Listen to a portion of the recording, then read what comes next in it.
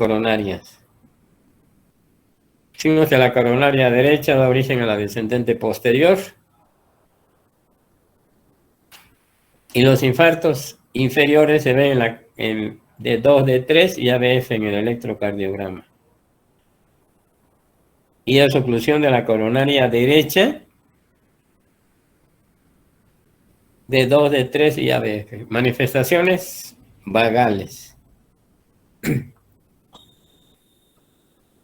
Entonces, la circunfleja irriga la cara lateral y en el electrocardiograma es D1, ABL, B5 y B6.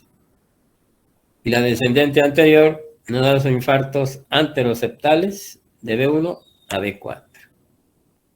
Y oclusión de la coronaria izquierda habitualmente da manifestaciones adrenérgicas. Receptores adrenérgicos beta 1 en corazón, inotrópicos y cronotrópicos positivos. Beta 2, broncodilatación en bronquios y alfa 1, vasoconstricción.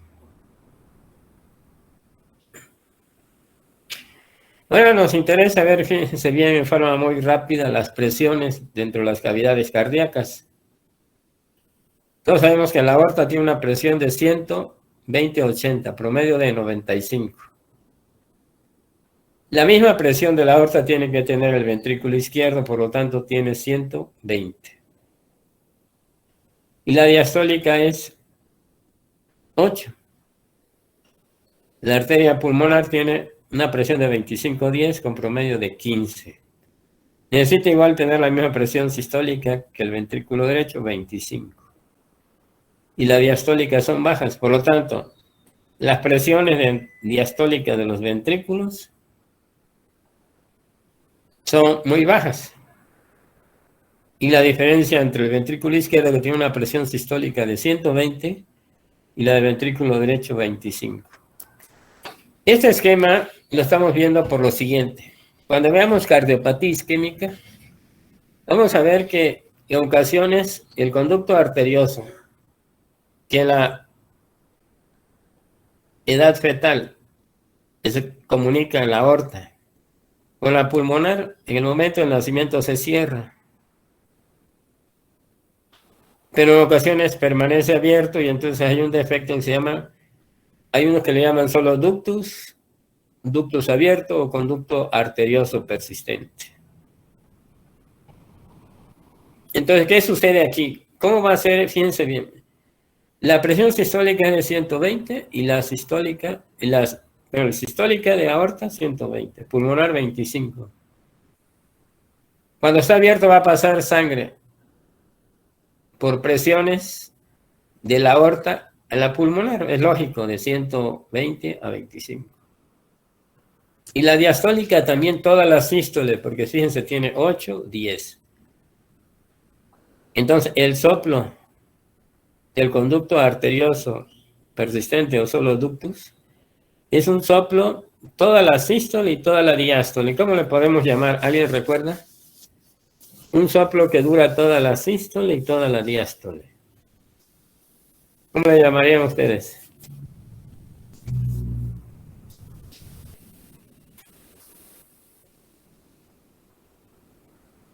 Bueno, es un soplo continuo. Es un soplo continuo. Entonces, la persistencia del conducto arterioso es un soplo continuo. ¿Qué les parecería ahora si hay un defecto en el tabique interventricular? La presión sistólica del ventrículo izquierdo es 120 y la diastólica de 25. Va a pasar toda la sangre del ventrículo izquierdo, parte de la sangre del ventrículo izquierdo al ventrículo derecho durante la sístole. Las presiones diastólicas 8 y 2 son muy bajas, no va a producir soplo. Por lo tanto, en el conducto arterioso, en la comunicación interventricular, va a haber un soplo holosistólico. Bueno, bien, otro defecto común, que son los 3 defectos más comunes: persistencia del conducto arterioso, soplo continuo. Comunicación interventricular, soplo holosistólico. Cuando está permeable el conducto, el foramen oval, es decir, foramen oval, o sea, una comunicación interatrial, o sea, interauricular. Las presiones en las aurículas son muy bajas, por lo tanto va a pasar sangre, pero la presión en la aurícula izquierda es más alta que la derecha. Va a pasar sangre durante toda la sístole. Va a pasar sangre de la aurícula izquierda a aurícula derecha, pero como son presiones bajas no va a producir soplo. Ese mayor volumen va a pasar por la válvula tricúspide y no produce soplo porque es una válvula grandota. Ese mayor volumen llega al ventrículo derecho y lo dilata.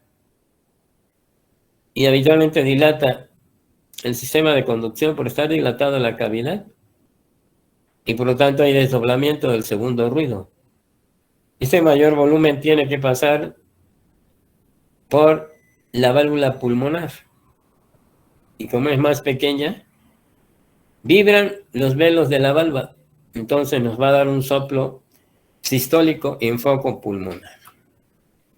Conclusión, las tres cardiopatías congénitas más comunes son persistencia del conducto arterioso, que el soplo es continuo. Comunicación interventricular, el soplo es holosistólico. Comunicación interauricular, el soplo es sistólico en foco pulmonar por vibración de las válvulas. Y una manera para que nosotros podamos medir la presión de la aurícula izquierda en forma indirecta, metiendo un catéter por una vena, entonces se necesita un catéter que se llama de Swan-Ganz. Este catéter se introduce por una vena, ya sea yugular, subclavia, llega a la aurícula derecha, ventrículo derecho, se va por la arteria pulmonar, habitualmente la agarra la arteria pulmonar derecha y hasta donde se atora. Eso se llama presión de enclavamiento de la arteria pulmonar. Y refleja en forma indirecta la presión del atrio izquierdo, que es aproximadamente menor de 18 milímetros. Entonces, es una manera, por medio del catéter de Swan-Ganz, valorar la presión de la aurícula izquierda por medio de un catéter que se ponga en una vena. También se llama PCP o presión de enclavamiento de la arteria pulmonar. Ese nada más es el.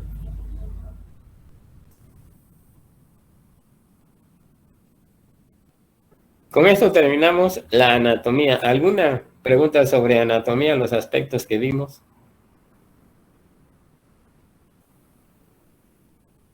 Doctor, ¿podría repetir como el camino que sigue el catéter de Swan? De Swan-Ganz lo metemos por ya clara la subclavia o una vena yugular. Sigue, ¿qué más sigue? Aurícula derecha, ¿no? Ventrículo derecho. Arteria pulmonar. Y como es más grande la pulmonar derecha, sigue y hasta donde el catéter se atore. Esa es la presión de enclavamiento de la arteria pulmonar, que significa en forma indirecta la presión de la aurícula izquierda. Realmente se usa solo en las terapias intensivas muy sofisticadas. Por ejemplo, a segundo nivel no usamos ese catéter. En las unidades coronarias sí, pero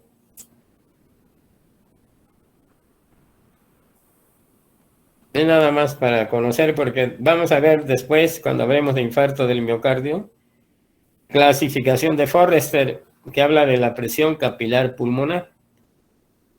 Esa es una manera de medirla. La otra obviamente es meter un catéter hasta la aurícula izquierda y medirla, pero eso solo en cateterismo cardíaco.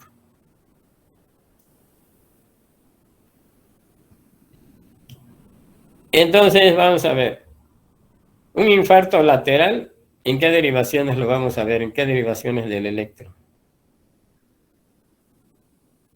De 1 ABL, B5 y B6. y B6. Un infarto inferior.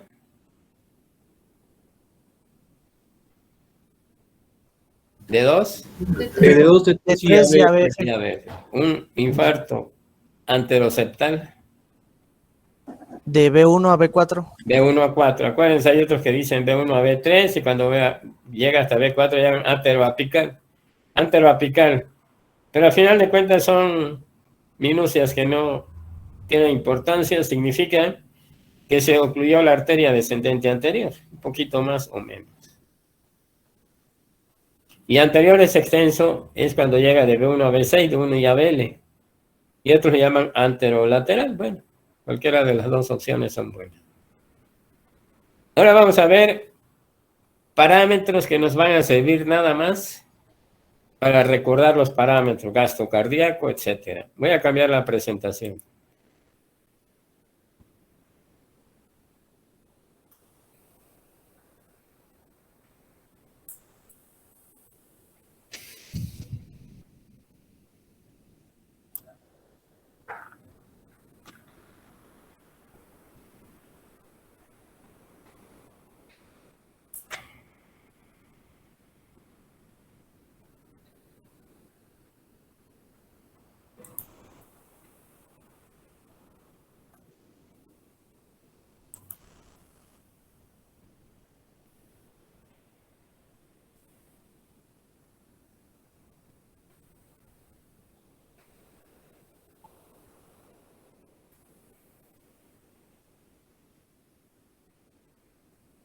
Usted me dice si se ve la presentación.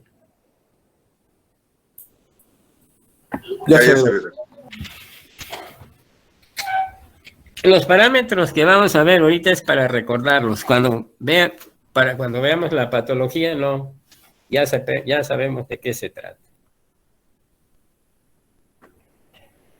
Entonces vamos a ver los parámetros del corazón, sistema arterial y sistema venoso.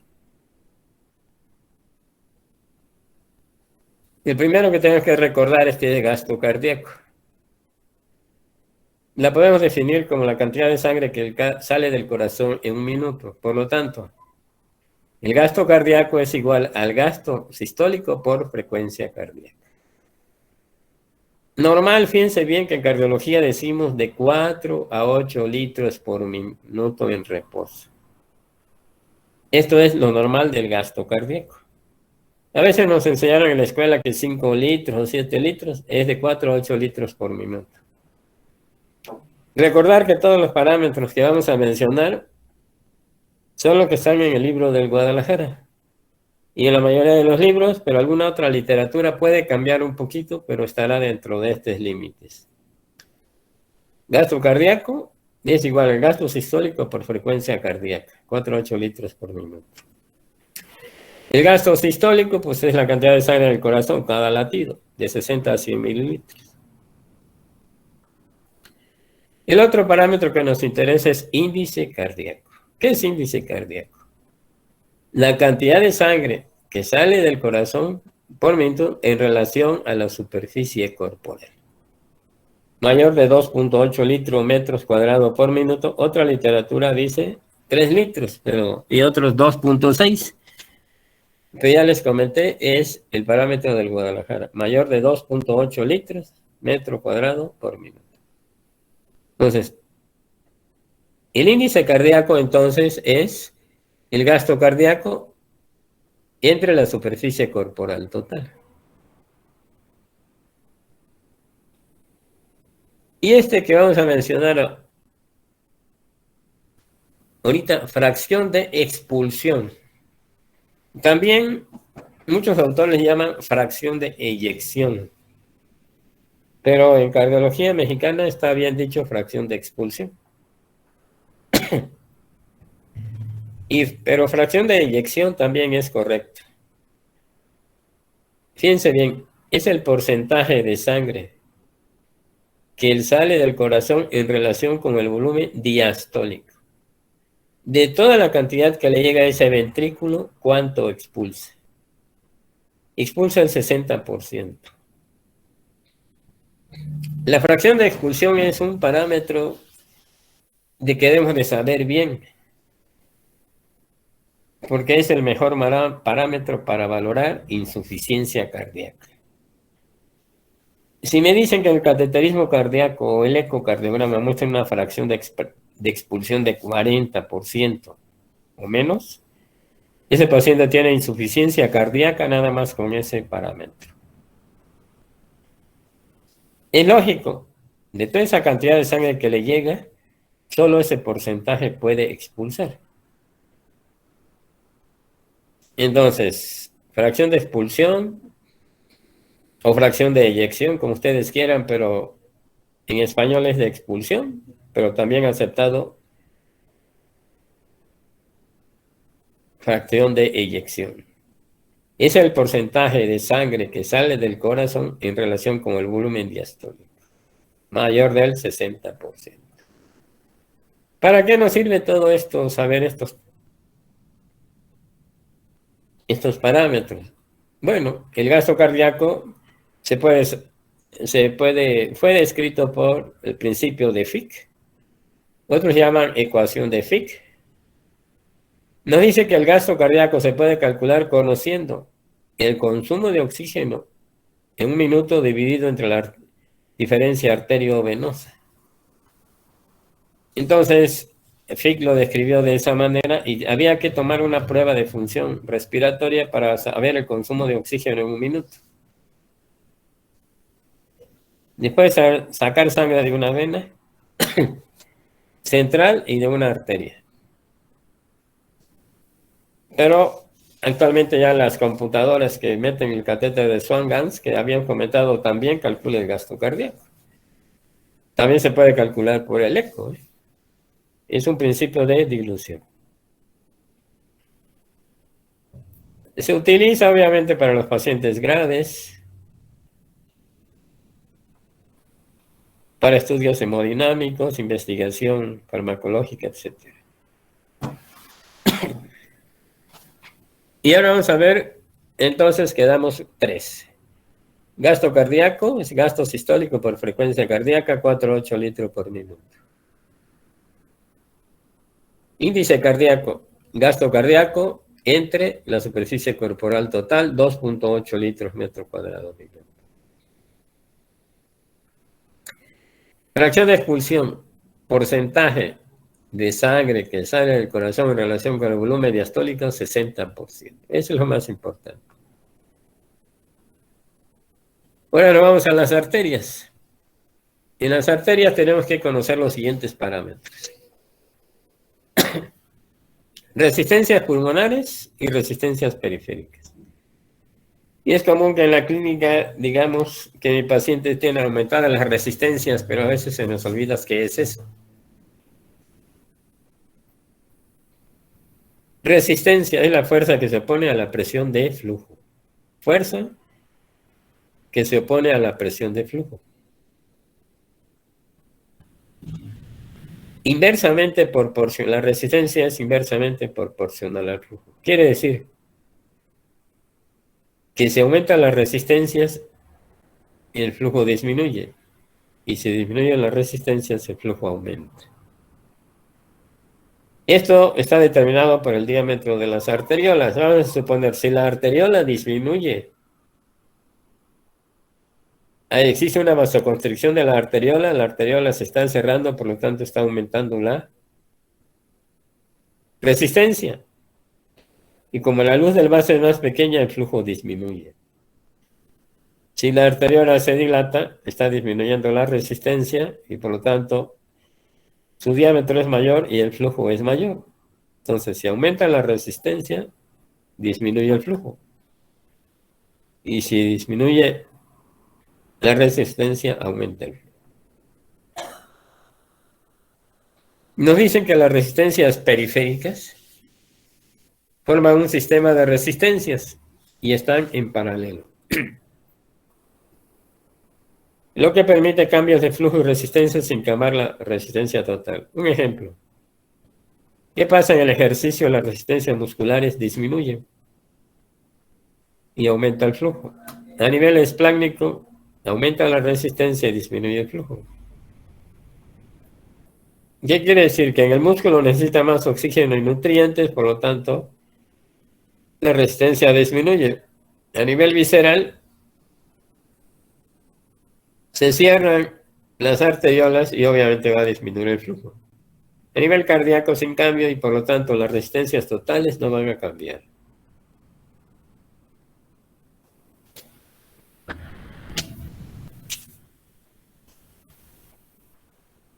las resistencias tenemos que recordar la ley de Poiseuille.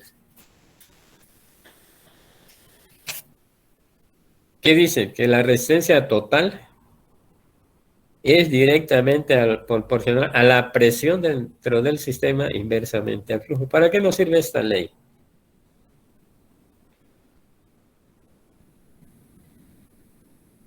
Ya habíamos comentado que es común que digamos que tiene aumentadas las resistencias periféricas. ¿Pero qué significa en realidad? Es que la presión, ¿cómo la vamos a obtener? Presión media de la aorta menos la presión media de la arteria pulmonar. Fíjense que dice la resistencia. Directamente proporcional a la presión dentro del sistema. Esta presión está dada por la presión media de la aorta menos la presión media de la aurícula derecha sobre el gasto cardíaco. Inversamente proporcional al flujo. Entonces así tenemos el cálculo de las resistencias periféricas. Presión media de la aorta, presión media de la arteria pulmonar sobre el gasto cardíaco. No interesa que se aprendan estos valores porque en cada lugar va a variar.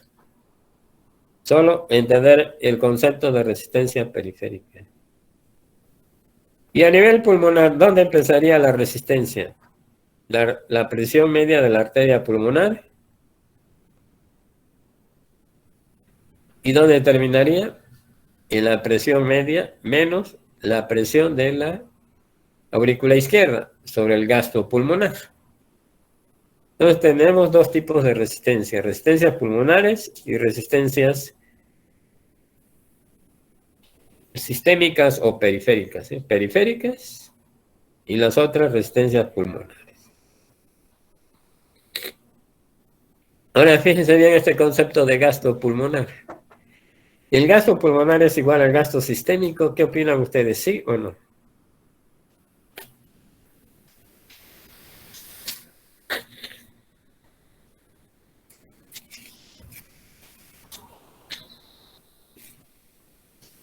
¿Qué opinan? ¿El gasto pulmonar será igual al sistémico? Pues Maneja bueno, el mismo volumen. El pulmón que a nivel sistémico, el ventrículo derecho que el ventrículo izquierdo. no, yo creo que no, porque es la pulmonar es una vía más corta, ¿no? En volumen, Ajá. el Pues sí, ventrículo derecho expulsa en condiciones normales la misma cantidad que el ventrículo derecho. ¿Por qué? Si falla el ventrículo derecho, se empieza a quedar toda esa cantidad de líquido a nivel venoso sistémico. y si no, habría regurgitación, ¿no? O ¿cómo se dice? Cuando regresan, ¿no? Si se dieron- Aumentaría el volumen. Ajá. Había un aumento de la presión retrógrada y quedaría mayor volumen en las venas a nivel venoso sistémico. Y si falla el ventrículo izquierdo, se va a quedar mayor cantidad a nivel pulmonar y va a producir un edema pulmonar. Entonces, los dos ventrículos tienen que manejar el mismo volumen. La sangre que llega al ventrículo derecho pasa al pulmón y en la misma cantidad pasa al ventrículo izquierdo y así. Es igual. ¿Qué pasa en los cortocircuitos? Cortocircuitos, un ejemplo, habíamos comentado comunicación interventricular. Hay un defecto entre el tabique interventricular. Dijimos que el ventrículo izquierdo tiene 120 de presión sistólica y el ventrículo derecho 25. Por lo tanto, si hubiera un cortocircuito, va a pasar sangre del lado izquierdo al derecho. Entonces se va a llamar un circuito de izquierda a derecha. Pero el ventrículo derecho tiene sangre arterial y el ventrículo derecho sangre venosa, también se va a llamar un circuito arteriovenoso. Eso es lo que se llaman cortocircuitos a nivel cardíaco. También pueden ser dos venas que se comunique una arteria con una vena.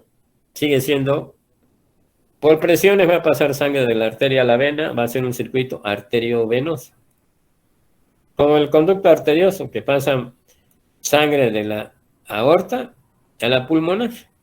¿Por qué? Porque la aorta siendo 120/80 y la pulmonar 25/10. Entonces, en los cortocircuitos arteriovenosos, es decir, como la comunicación interauricular, el gasto pulmonar es mayor porque del ventrículo izquierdo se pasa al derecho y esa sangre tiene que pasar por la arteria pulmonar. En los cortocircuitos arteriovenosos, el gasto pulmonar es mayor que el sistémico. Aumenta el flujo porque se está fugando del ventrículo izquierdo al derecho. Y al revés, en los cortocircuitos venoarteriales, el gasto pulmonar es menor que el sistémico. Utilidad para el estudio, ¿verdad? De las cardiopatías congénitas, investigación, cardiopatías congénitas, etc.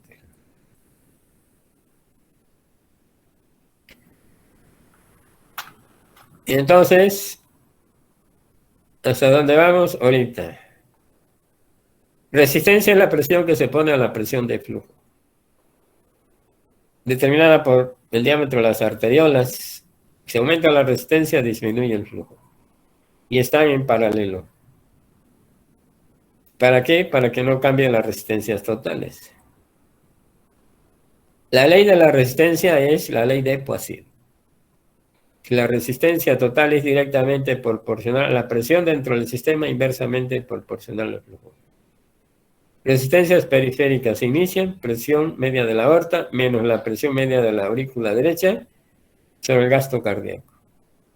Y la pulmonar se calcula la presión media de la arteria pulmonar menos la presión de la aurícula izquierda sobre el gasto pulmonar. En los cortocircuitos arteriovenosos, el gasto pulmonar es mayor que el sistémico. Y vamos a iniciar ahorita con presión arterial. Piense que nosotros siempre hablamos de presión arterial. Y es chistoso porque en el paciente no ponemos presión arterial. La mayoría. Lo que he visto es que los cardiólogos sí ponen siempre presión arterial.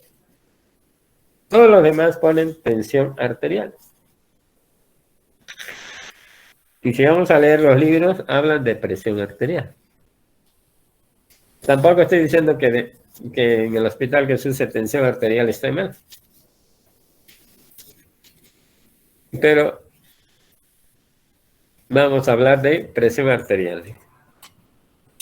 Es la fuerza que la sangre ejerce sobre las paredes arteriales.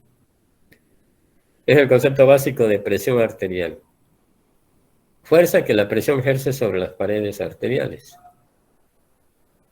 Entonces,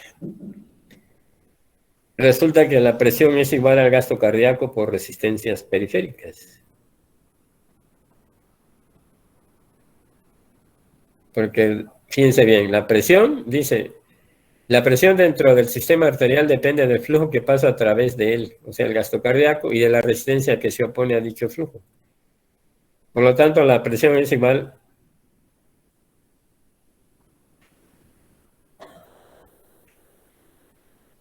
al gasto cardíaco por resistencias periféricas.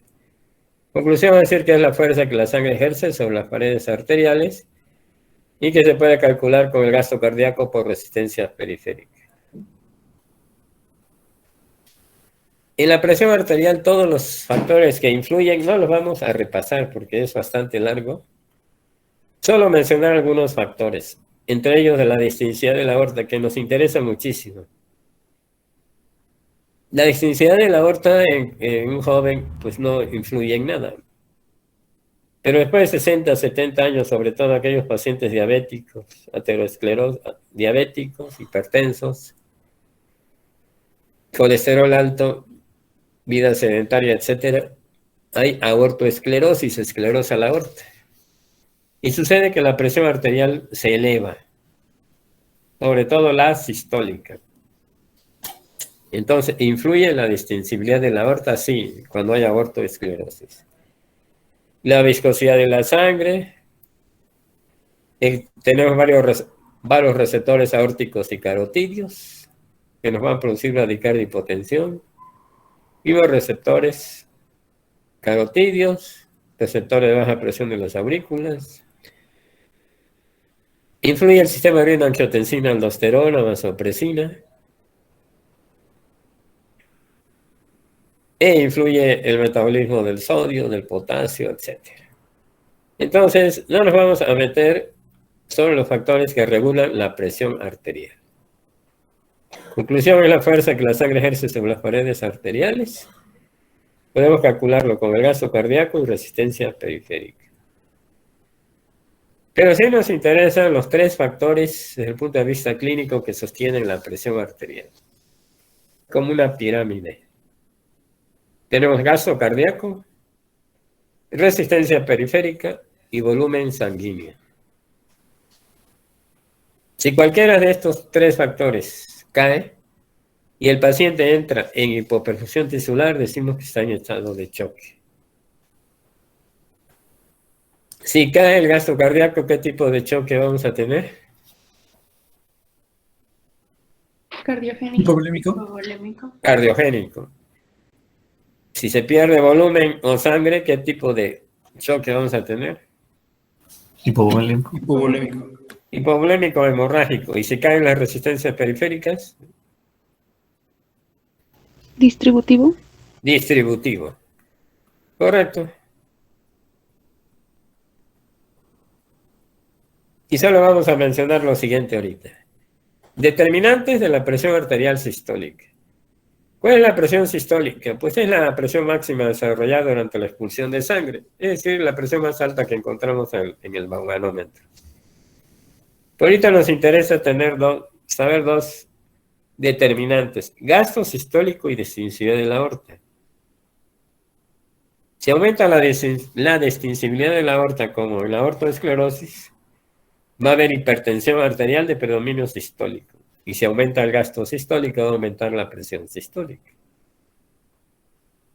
Y determinantes de la presión arterial diastólica, resistencias periféricas. Hasta ahí nos vamos a quedar hoy. ¿Alguna pregunta sobre estos parámetros aislados que estamos viendo? ¿O recordando?